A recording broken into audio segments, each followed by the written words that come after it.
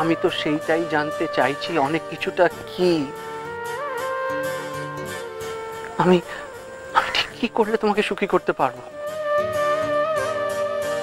বলো না উষসী, বলো না তুমি কি চাও। আমি আমি আমার সাধ্যমতো চেষ্টা করব।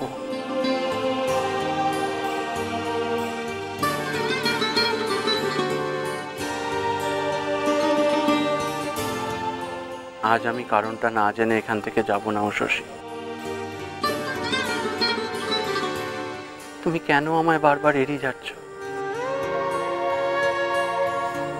কিছু তো একটা কষ্ট রয়েছে তোমার, যেটা তোমার চোখের জল হয়ে বেরিয়ে আসে। অথচ সবটা দেখেও আমি কিচ্ছু করতে পারি না। আর কি করি বা করবো বলো? আমি তো জানি না তোমার তোমার দুঃখটা ঠিক কি।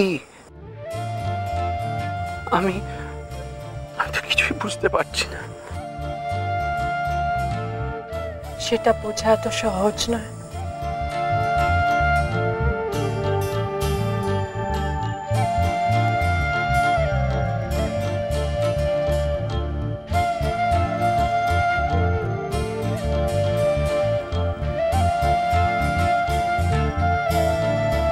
বুঝিয়ে দাও আমায়।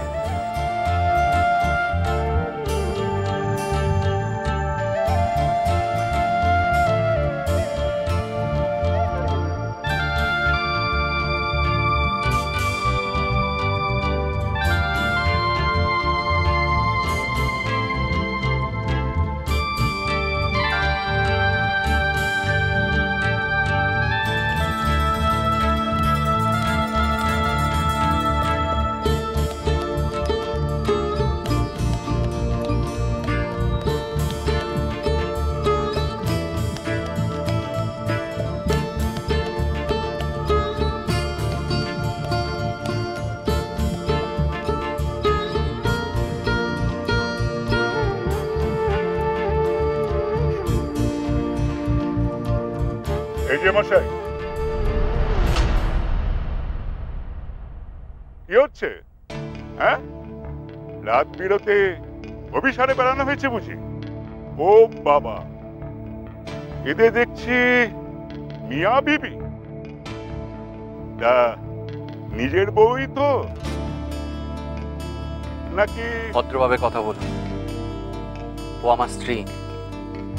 তা নিজের বউকে নিয়ে মাঝ রাতে এই গঙ্গার ঘাটে? ব্যাপারটা ঠিক হজম হচ্ছে না। আসলে এদিকে আমরা একটা অর্ডার সাপ্লাইয়ের জন্য এসেছিলাম, ফেরার পর। ও তাই নির্জনে একটু স্বস্তি হচ্ছে, তাই তো? লাইসেন্স এবং ওই পলিউশনের সমস্ত কাগজপত্র দেখি। হ্যাঁ,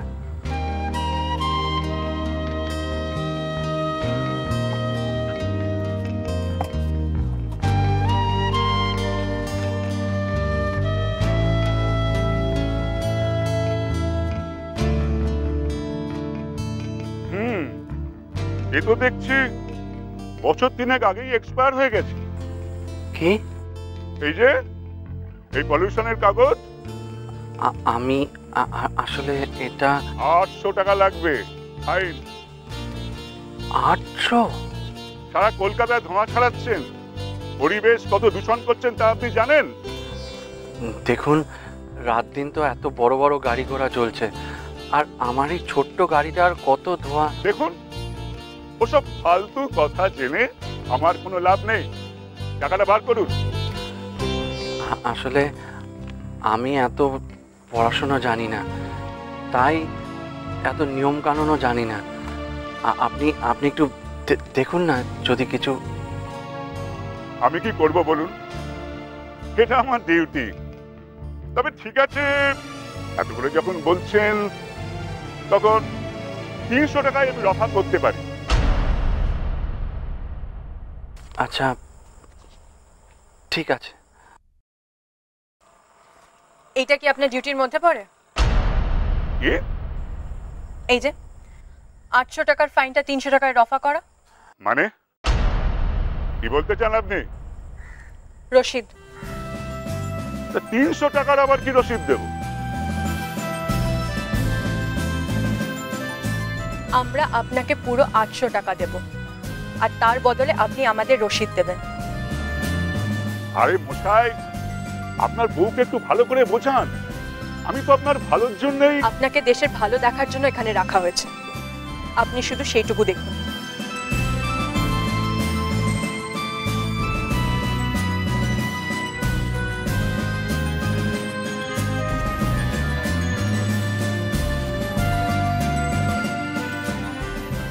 আপনার কথা ভেবে আমার কষ্ট হচ্ছে মশাই। এরকম একটা 440 ভোল্ট নিয়ে থাকেন কি করে? আপনার বাড়ির 4-5টা একেবারে ডেঞ্জার জোন হয়ে যাবে। ব্যাস, অনেকক্ষণ ধরে আপনার বাজে কথা শুনছি। ডিউটির সময় সাধারণ মানুষকে হেনস্থা করতে আপনার লজ্জা করে না? নিজের সম্মানের পরোয়া না থাক, অন্তত যে পোশাকটা পরে আছেন সেটার সম্মান করুন।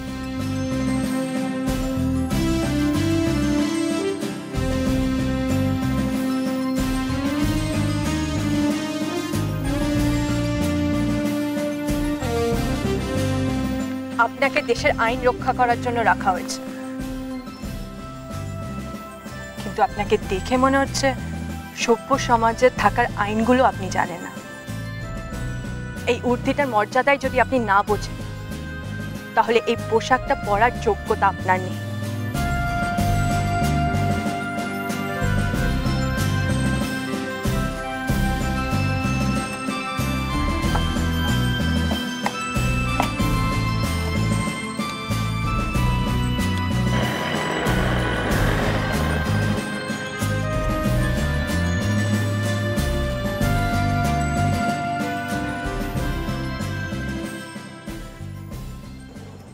বলছিলাম, তুমি তুমি শুধু শুধু ওকে 800 টাকা পাইয়ে দিলে। ও তো 300 টাকা রাজি হয়ে গিয়েছিল। আর আমাদের দোকান চালাতে গিয়ে বা ব্যবসা করতে গিয়ে এরকম মাঝে মাঝেই কিছু না কিছু করতে হয়। ওকে কিছু টাকা, একে কিছু টাকা, ওকে খুশি করতে গিয়ে কিছু টাকা, এগুলো আমাদের করতে হয়।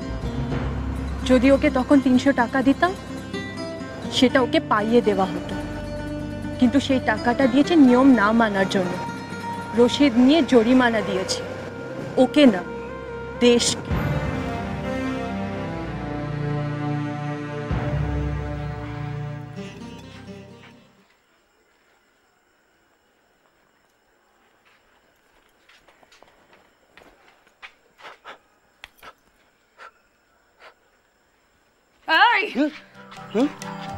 ছি ছি ছি ছি ছি ছি, আর কিছু না পেয়ে শেষমেশে পুতুলটার সঙ্গে।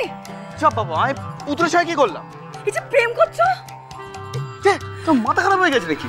পুতুলের সঙ্গে আমি প্রেম করবো? আমার মাথা খারাপ হয়নি, যেভাবে ওটার দিকে তাকিয়ে আছো ওরম ভাবে তো আমার দিকে তাকাও না কখনো। আর তুমি এখন এর সাথে আমার সন্দেহ করবে? হ্যাঁ, দামি জিনিস তো একটু যত্ন করে রাখছিলাম। ও, আর আমি কম দামি? হ্যাঁ, তুমি তোমার সুইট হার্ট ডার্লিং। হ্যাঁ থাক থাক, অত বক বক করতে হবে না। আজকে আমার মুডটা হেভি ভালো, তাই তো আমার ছেড়ে দিলাম। যা। এই কেন কেন মুডটা তো ভালো কেন? আরে বাবা, আজ বদিও তো ঝাড় খেলো, আমার মুড ভালো হবে না বলো? এতদিন তো এই বাড়িতে খালি কাকুলি ঝাড় খেতো, কিন্তু বদিও ঝাড় কাটছে, আমার হেভি মজা লেগেছে। এতে তো আমাদেরই ভালো। এটা আমাদের ভালোর কি আছে? আরে বাবা, বড়দা তো মায়ের চোখের মণি, এবার তার বউও যদি মায়ের পেয়ারের হয়ে যায়, তাহলে তো দুজনে মিলে এই বাড়িতে রাজ করবে গো। আমি আর তুমি চাকর বাকর হয়ে পড়ে থাকবো। মায়ের ওই সিন্ধুক আছে না, তাতে আমি জানি মা অনেক সোনা দানা লুকিয়ে রেখেছে, জানো? আর কার জন্য বলো তো? তোমার বড়টা আর তার বউয়ের জন্য। আমি তোমায় বলি না, তুমি তো আর মায়ের এই নিজের ছেলে, বারবার এটা বলবে না তো। মায়েরই বলছি, মায়ের আমি নিজের ছেলে, কুড়িয়ে পাওয়া নই। হলেই ভালো। তবে একটা জিনিস আমি বুঝতে পেরেছি, মায়ের সাথে বড়দির বনিমনা কোনো দিন হবে না। কেন? তোমার হঠাৎ এরকম কেন মনে হলো? আরে বড়দি হেভি ন্যাটা, দেখলে না মা অতবার করে খাবার নিয়ে যেতে বললো, তাও বড়দি কেমন গ্যাঁট হয়ে দাঁড়িয়েছিল। ঠিক বলেছো, জানো তো। হ্যাঁ, মেনে নেওয়াটা একদম জেদের বসে দেখলে।